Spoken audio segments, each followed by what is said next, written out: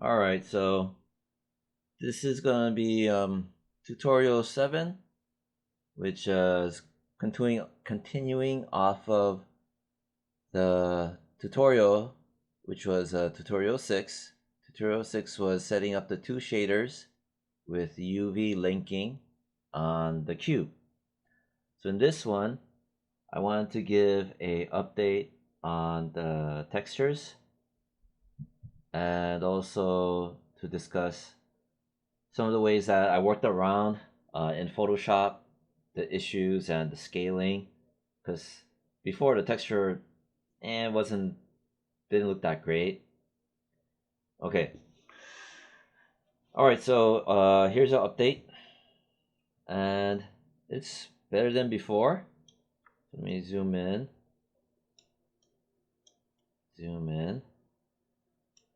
and just as I planned, the resolution is good. Even at this low quality, it's good. Alright, so now I'm gonna fix this straight line going across. I really don't like that. It just ruins it. So my plan is to kind of flow with it. Maybe from here, maybe I'll kind of dip down where the lighter brown will kind of go down this way like that. Maybe kind of go back up like how this one's going up. Underneath, I'm gonna have it going back up. And then maybe when this one's going down, I'll have this part shading going down like that. So I'm taking a cue from figure drawing where lines flow one into another. And I'm using that flowing pattern in textures, basically. So a lot of texture work is obviously the foundation is based on traditional art. Anyway, so that's my plan. Kind of flow the colors into each other a little bit more instead of a straight blunt line. It's just bad. And then I put extra textures here. I'm gonna share that right now. And the top part, so it's starting to work where it's starting to blend into each other. Don't mind the seam line. There's another trick that I can do to blend it all in. And if not, yeah, this part right here. This texture resolution is obviously larger. Looks huge. The grass over here is so much smaller. So I'm gonna work on that, or I might just work on this texture too and make it less tiling. But anyhow, it is coming together. It's different from my first texture where I only had two layers of soil. So I guess it's better in that sense. It was more challenging. I mean, it took me several hours to go back and forth, back and forth. Ooh, this one is, what the hell? Wait, I'm gonna select that. I'm gonna press 1. Okay, so just to quickly overview with the shaders, with the models, there's a couple of views that it'll show up as. One is your polygon just looking the way it is, and then when you press 3, it changes. It has a subtle change where it smooths out more. So that's called a poly smooth. But in poly smooth, things can happen like this where the texture at the edges will stretch, and it's really annoying when you get so far and it does this crap. But there's another trick that I know of that might be able to fix this, so I'm gonna come back to that later about detracting too much. Alright, I'm gonna go back into Photoshop. I'm gonna just pause the IPR render and go into Photoshop. Alright, one sec. Yeah, here we go. Alright, so this was texture 1. Wait, where's my texture 0? God, jeez, man. Alright, texture 0, texture 1. So I'm trying to show the progress.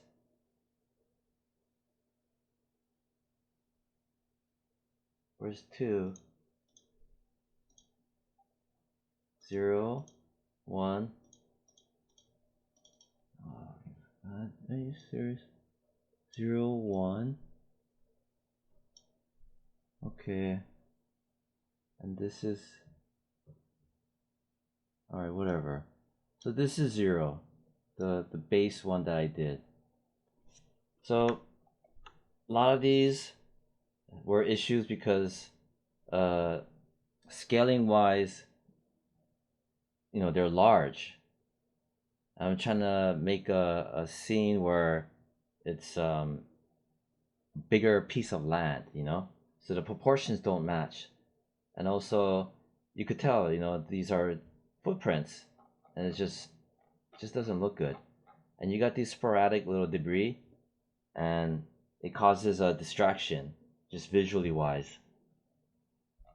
So all those had to fix out, and even the scaling on the upper layer dirt, it could be a lot smaller. So I had to work on that. I grabbed some more patches of dirt from the original. I brought it in here and I shrank it down and I just mashed it around. And I put a mask on it and kind of masked away the edges so it's not a sharp edge, which is, I gave the demo on that a couple of video tutorials ago, or every video tutorial that involved making textures. Alright, so that was 0. This is 1. We're in file 1. Alright, so in file, oh, get out of the way. So file 1, I added grass. Let me turn on the UV. So I added a grass layer on the top and I let it seep through on the lower area with a mask. So that would be this one. I labeled it grass strip folder top 3 layers. I'm gonna unlock it, open it up. So here's the first strip. Here's my mask that I applied. And the mask, just to review if you're still not too sure, applying a mask is this one. Yeah. And it'll attach this onto your original image. Okay, let me turn this off. Disable layer mask. I right clicked. So when I brought in the strip of grass, it was like this. And I applied a mask. And it still looked like this. But the way I made it look like how it looks now is again where I press B as in Bob to get the brush tool, and I made sure I'm at black ink right here, and I made sure to click on that, and I start erasing away. For example, I can do this, see, and erase it away. And it's not like erasing, because if I flip it, pressing X, it turns to white. Press X again, turns to black. X again to white. White will bring it back. For example, I'm going to make the brush bigger, so I have more of a gradient coming back in. I'm going to press the right bracket.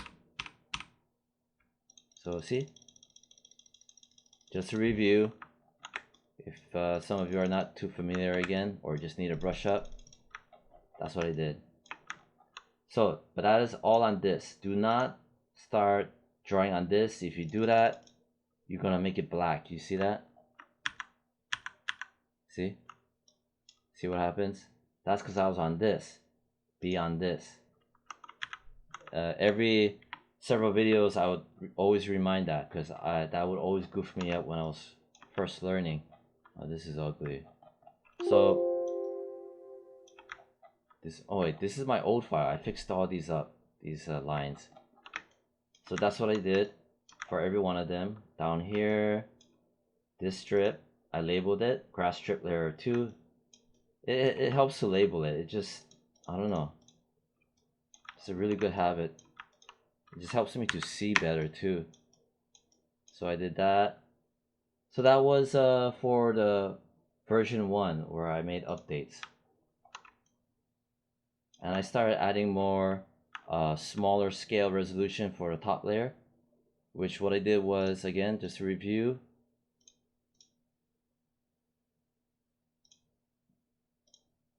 yeah, this one. So what I did was press L as in lasso, and I just lasso the whole chunk. Press Control C. I think for Macs it's Command C. I think. I don't want to Google it right now. I gotta do this. So yeah, you copy it. I'm pretty sure it's Command C. You copy it here and go back to your working file. Where the hell is it? Yeah, your working file. You find your folder and you just Control V as in Victor, or Control or Command V as in Victor to copy, to paste it. So here's my grass, right? I'll name it grass. Yeah, it helps out to name it. And I put in the wrong folder, so I gotta go into my grass strips folder, dump it in there.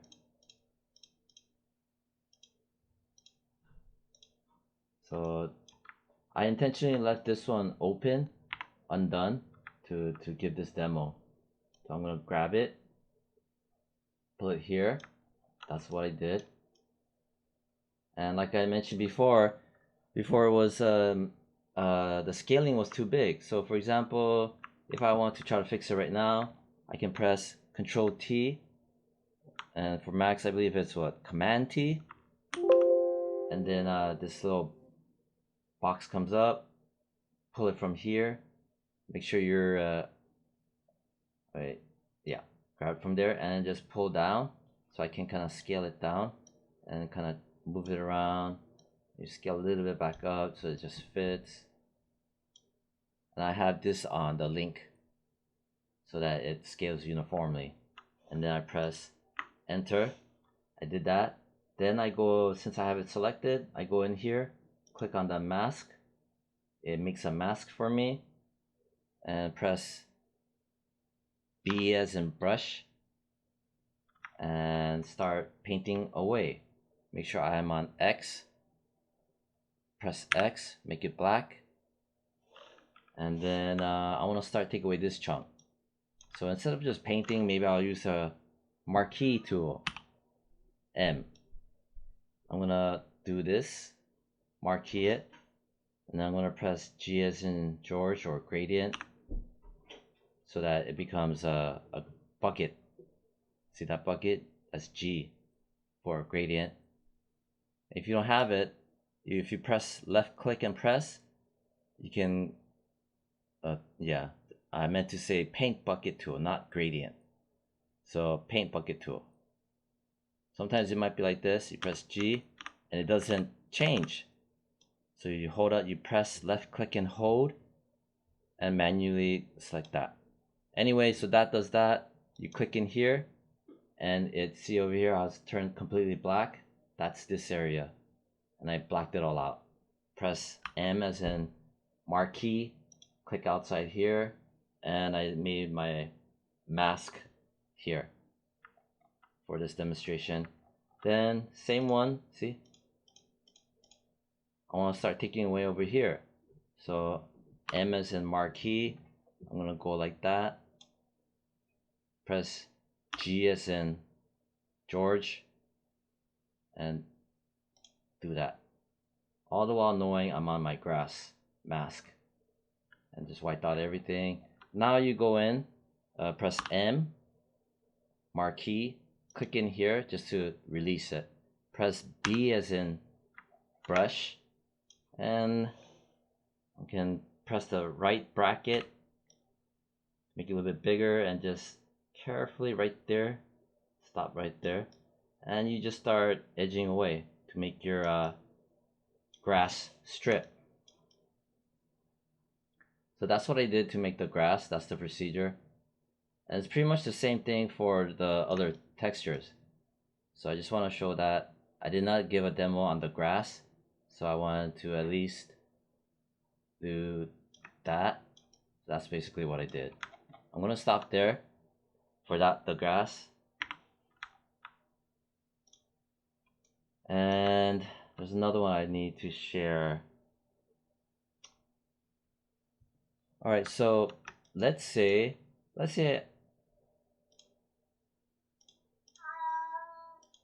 didn't have this layer.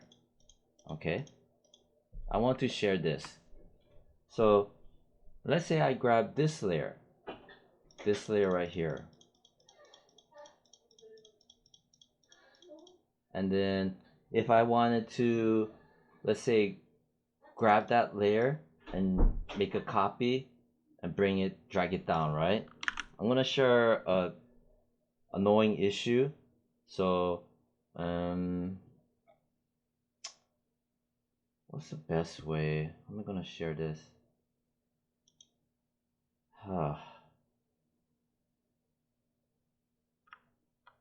Okay.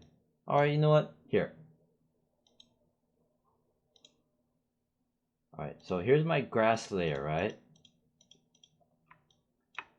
So I have it in a folder.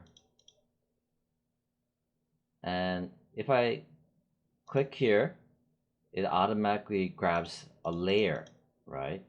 Click here, it grabs a layer. Click here, it grabs another layer. It's like picking your layers. That's great. But what if I just want to grab the entire folder? You see that? I tried to grab the folder and just yank it around, but it automatically just grabbed a layer. Let's try that again. So let's say I want to grab this layer, and for whatever reason I want to nudge it down. Okay, so let's say I grab this chunk right here because it's outside and it's visible, and I want to grab the entire layer and start pulling down. So watch this. It's not going to do it, right? So if you're still kind of new to Photoshop, and if you're not aware of this will be helpful, especially if you want to grab between layers and folders. So if you go up here, make sure you're on the move tool, which is V as in Victor, auto select. Well, that's on by default. You go to layer, you choose group. Now you click that. Photoshop is smart, it knows that you want to grab that group, and you can yank it around. This is really helpful. A lot of new Photoshop users may or may not notice, and you're going to start yanking on things and wondering why is it doing what it's doing. It's because of this. I mean, you could turn auto select off, you know, but you won't have that smart layer selection. You turn that on, but you know, basically just leave that on. Choose between layer or group when you want to go between those two types of selections. That's it. All right, so that was that. All right, so that was 19 minutes. Let me show the next one. Okay, that's 0. That's file 1. Okay, let me take out file, open, file 2. Where's my file 2? Ugh. Images, file 2.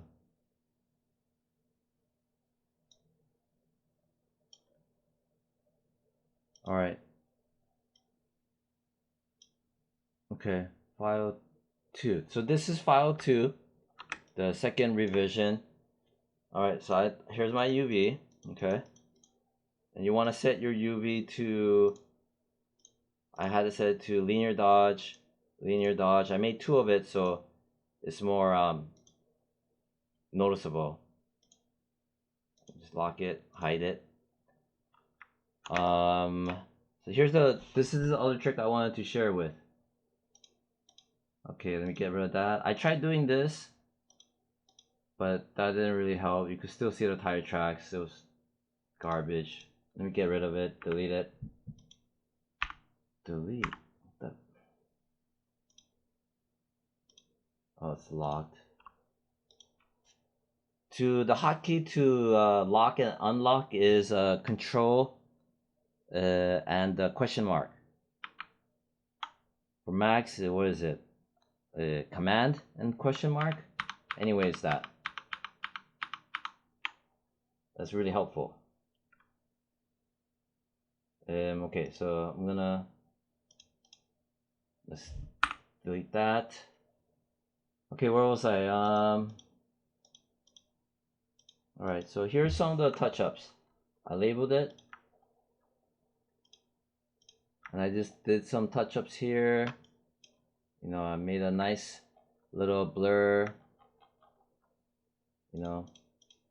Oh, this one needs a... You see that edge? Let's do a quick review demo again.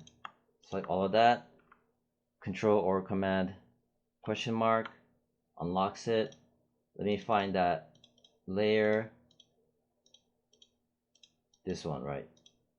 So that's the layer where you could see the harsh edge. So let me grab that mask connection. Press B as in brush. Make sure I'm colored black ink.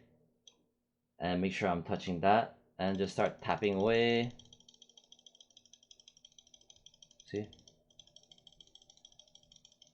Alright, so I'm gonna stop doing demo on that. Anyway, so that was that. And so I did a whole bunch of that.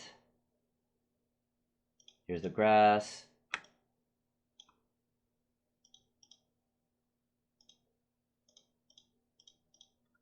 Yeah, and this one too. Before, after.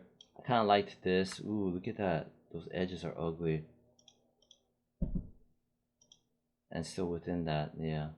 Anyway, I fixed all of that in the final revision, so I'm not gonna fix it. So I did that. And here's the point where I'm trying to get at with the trick. So let me hide. This one is large mud texture overlay. I named it. And then the overlay I did to it was lighten. You see. So lighten folder. Okay. Top 3 layers only. Well, I did all of it after. Let me delete that. So so before, okay, it's really ugly. It just looks ugly, and you can see the footprints and tire track marks. It's just whatever. It's amateur.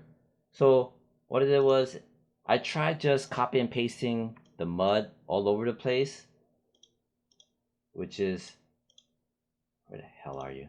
This, right? See? Extra bottom mud patches to hide ugly prints. I literally named it. So I did that, you know, and it was, you know, it was helping a little bit. It gave little different color patches too, but it was just too much. Just had to put all over patches all over the place. So what I did was I just grab all of these. Let me set to, I had it set to lighten. Let me set it back to normal. So I believe it's the same one with the same scale to it when I copied and pasted it, which was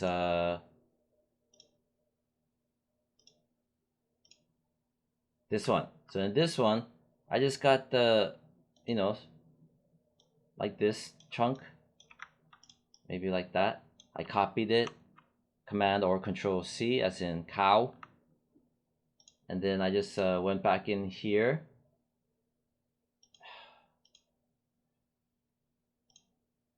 No. Yeah, I went back in here and I pasted it. You see? you can recognize the texture. And that's still super ugly, and I don't want to bother scaling and all that stuff. So I just remember an old trick. Set it to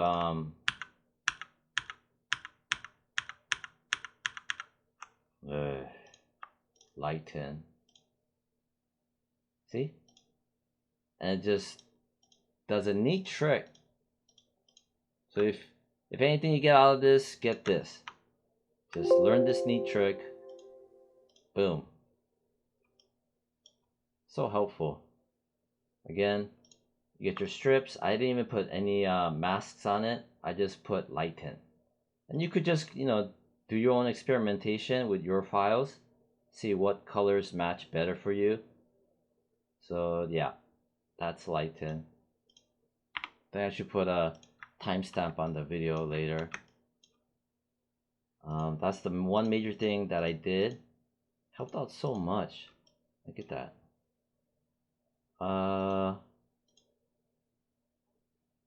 right.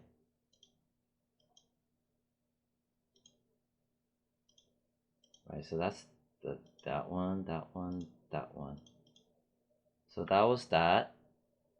So this was almost done.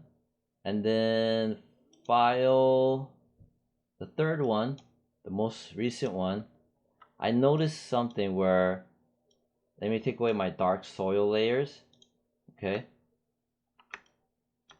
And I'm gonna take away the UV. By now, it polished a lot, okay? And I fixed up the edges. So it's the same trick that I did before, but I paid more attention. Where I get the brush tool, and I mean it's all fixed right here, so I can't really show it. Maybe there's an old file. Maybe I can do a quick demo on. 2. No, even 2 has been fixed. 1. Yeah, okay, let's use 1. All right. So the way I refined everything was, again, going back to this. I mean, should I? Right, I mean, it doesn't matter. I did all of this. Yeah. Well, you know what? If, say, you choose not to do this, making that extra third layer, right? And you just only want this and this, okay? The thing I want to share about that is going back to layer 1. Okay, layer 1. So I tried offsetting it, doing things like this, make it uneven, which is fine, but the reason why I did away with it was that all right, so what was this, file 1. All right, let me find it. I'm gonna grab my hypershade. Remember this guy right there? Click that, brings it open, and here's my previous shaders. All right, so I named everything, so which is good. Here's my side wall shader. Remember, I have 2 shaders, one for the wall, one for the top surface, which I explained before. I'm gonna double click that. This is my side walls texture. I need to see its attribute editor right here, right? Right now I have file 3, master file 3 plugged in there. So I'm gonna go into my folder. I want to put in, what's the file 1? Yeah, file 1. Yeah. Again, those images are in your source images folder. Okay, let me damn it.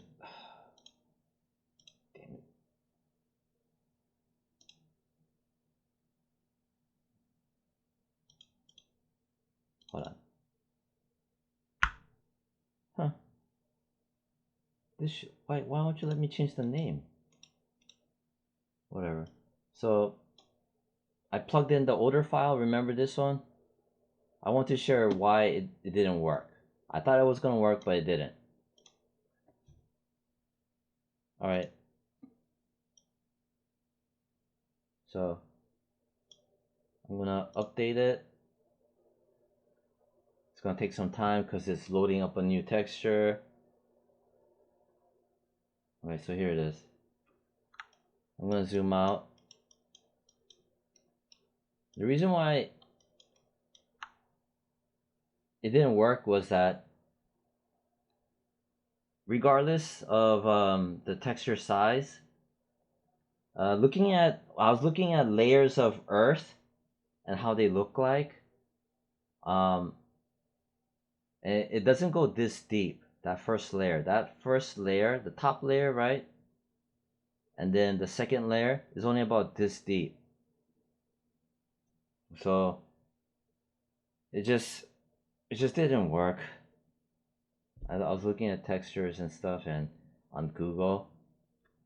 I mean, this image is more realistic than my what do you call that? My previous render. My previous render, the proportions were different. Where are you? Okay. Come on. Alright, yeah. Maybe I'll use. So in this one, the reason why it worked on this image was because the scaling too was where proportionally this depth it made sense, you know. But then when I made this one, which is it's different because I was going for more of a bigger plot of land patch. It doesn't match. It needs to be like a little bit higher. That's the reason why. Long story short, so you know I had to understand why it wasn't working. So I guess, you know, more of the story is all depending on the texture. I mean the proportions, what proportions you're going for, and things change radically a lot. Yeah. Um, and then so I was fixing that up, which led me to the final image. Yeah. So was there anything else? I think that's it. So again, not to repeat myself, but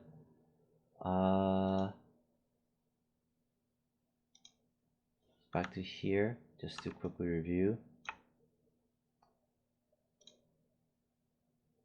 I touched up the seams. Oh, and also the color. I made a color balance. So this is what it was before, more grayish. And I just brightened everything up, and it helped out so much too. It made the soil look more rich and alive. Little nuances like that after just paying attention. That's color balance. And there is no clipping mask. So if you're still new with Photoshop, I have to assume this. If you create a clipping mask, it makes this weird looking little arrow, right? So when I was learning, I didn't know what the difference was. Get away. All right. I'm gonna turn the clipping mask back on. So, oh God, stop. All right, let me do this again. All right, so here's the color balance. It brightened everything up, which was great. Color balance is over here under layer, new adjustment layer, color balance. This pops up, blah, blah, blah. And there's a choice, two choices. Use previous layer to create a clipping mask, or to just as is. So let's say you choose this, right? You click that on, you press OK. Now there that is, right? So what this little guy means is that, let me get rid of that, delete it. Let me get rid of that. Let me turn this off. All right, let me grab this. Oh, yeah, okay. So going back to that, here's my grass layer, right? And I added that color balance, and it did it for everything. But if I were to do another one, layer, new adjustment layer, color balance, like I did before, and then let's say I turn this on, right? I press OK. Now it does this. Now that clipping mask only, that color balance only works on the grass. See? Let me zoom in. So if you're still beginner at Photoshop, you need to know this. I'm gonna turn that off. Let me zoom in, make it more obvious. So here's the grass, and wow, it's so not even noticeable. No, you know what? Let me make it obvious then. Let me just crank this up. Right, okay. So let's say I want to make a color change, right? And I did all of that with the clipping mask. It will only affect the layer below it, okay? But now, if I release the clipping mask, it'll do the whole thing. That's basically what I was trying to share, just fumbling around. So, clipping mask will affect the layer below it. Without the clipping, it affects everything, which was basically this guy. Let me get rid of that. God, that took so long to try to share. Anyway, that was that. So those are all important Photoshop stuff that it took a long time for me to learn, but I just try to share that so you could pick it up sooner than later. And that's about it. I also used these boxes. It's a real archaic way to try to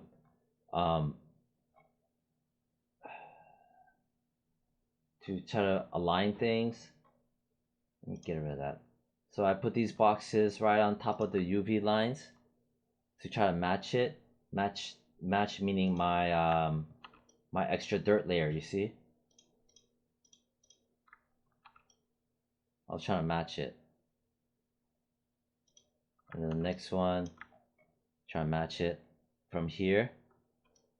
Oh man, stop it. See?